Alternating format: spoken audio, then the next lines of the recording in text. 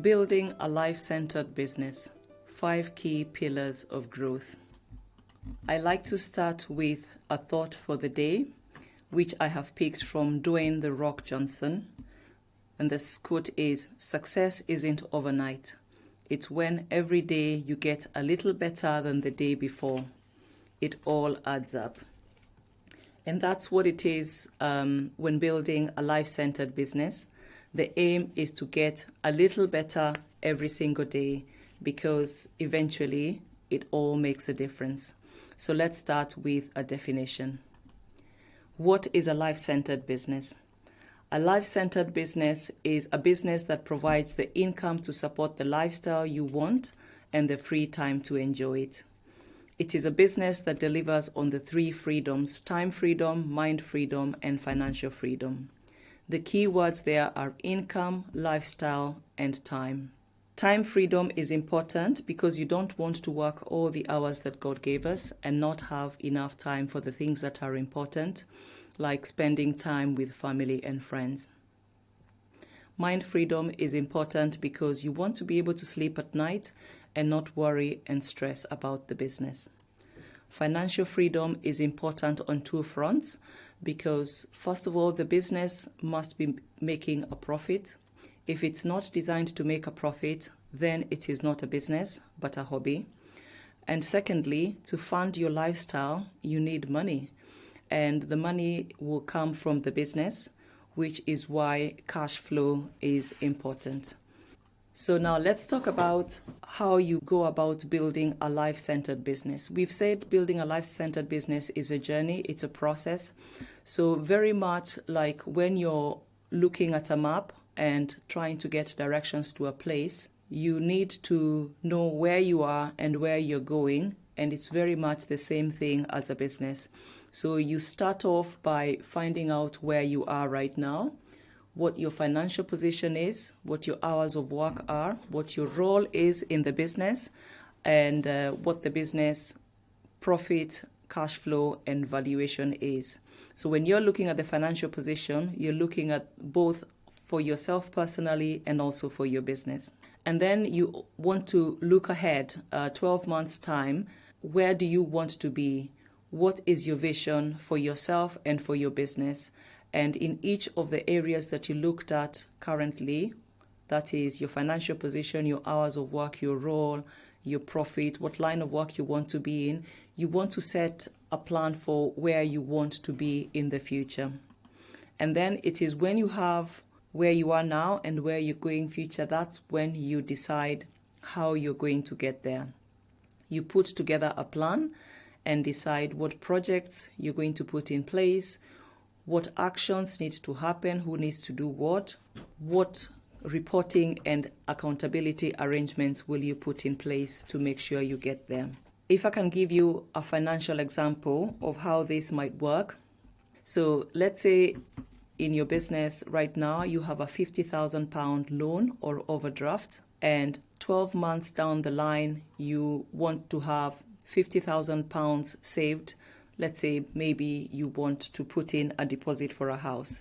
So the question is, how do you get there? What is the gap between where you are now and where you want to be? And the plan you need to be making is how to increase your cash flow by £100,000.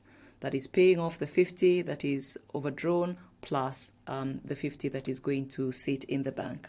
The question for you then is, how do you get your equivalent of your £100,000?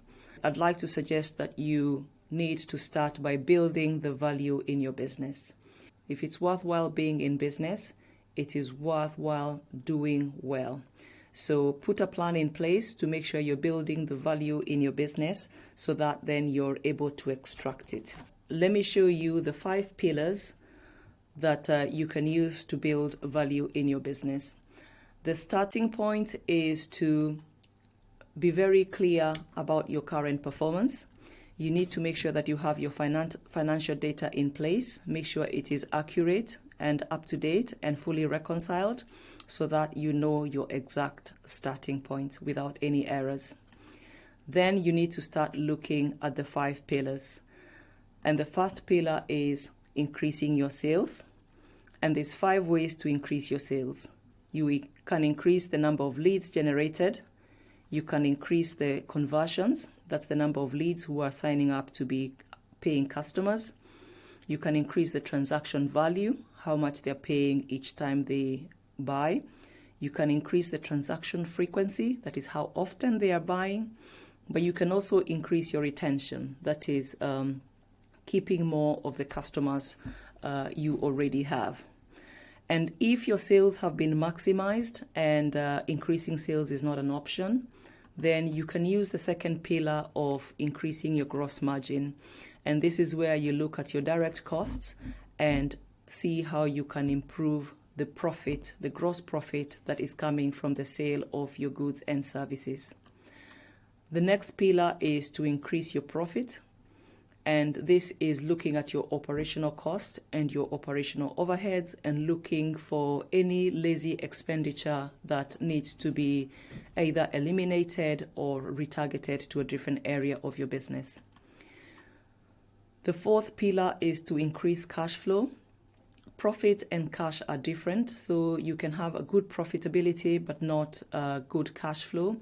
And the way to increase cash flow is by increasing your cash conversion cycle, making sure the money is turning around quicker and you're converting the profit into cash sooner. And the fifth pillar to grow your business is by optimizing your assets, and that is increasing your return on investment. The biggest asset that a business has is its people, so the employees. And if you can improve the return on the time they spend working in the business, their productivity, then you will be growing your business. So the theme today is about resilience, and resilience comes from being smart with your numbers. So rather than picking any of the 5 strategies and trying them out at random, I will show you a clever way of modeling the numbers so that you know which option is going to give you a good result. So I have this tool called the value gap calculator, where I have put in a few key numbers: sales, cost of sales, overheads, debtors, creditors, and the tax rates. And for each of the 5 pillars, it gives me an impact on profit and cash by adjusting the numbers in a few ways. So let me show you an example from an existing business. So in this business, if they increase their sales by 10%, then it will increase their profit by £27,000, which is an extra £20,000 in the bank account. If they increase their gross margin by 5%, that is 34,000 increase in profit and 25,000 increase in cash. They could have chosen to increase their profit by reducing the expenses, but in this example, they have decided that they want to spend an extra £10,000 to work on their business, to get additional support and also work with a coach. So you will see the impact here is minus 10,000 on the profit and minus 7,500 on the cash. So this is something to be aware of. Not everything necessarily needs to go down, because there needs to be a different sort of investment for you to grow the business, and it's just being aware of where you want to put that extra investment. To increase the cash flow, they have reduced their debtor days by 10 days and their work in progress by another 10 days, which adds an extra £26,000 in cash. And finally, by increasing their return on investment, the productivity of their team by 5%, that adds an extra 31,000 onto their profits. The definition of insanity is doing the same thing over and over again and expecting a different result. That is a quote by Albert Einstein. So if you don't like the results you're getting in your business, then you need to do something different. So in conclusion, how do you build a life-centered business? these 4 steps is, first of all, you start by making a plan, knowing where you are now and where you want to go, and then create a plan of how you're going to get there. You then need to take the time to implement the plan, put it into action, and measure your performance. And then you need to take time to review the results that you're getting. This needs to be at least every month. And if possible, do it with an independent person who will hold you accountable so that they can challenge you for when things are not going right.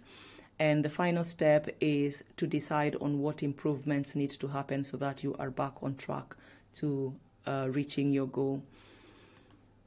Finally, I have a gift for you, which is a life-centered business success worksheet, which is a questionnaire that helps you assess where you are on this journey of building a life-centered business and helps you identify areas where you can make changes and make improvements. In the words of Yoda, no, try not. Do or do not do. There is no try. Thank you for listening.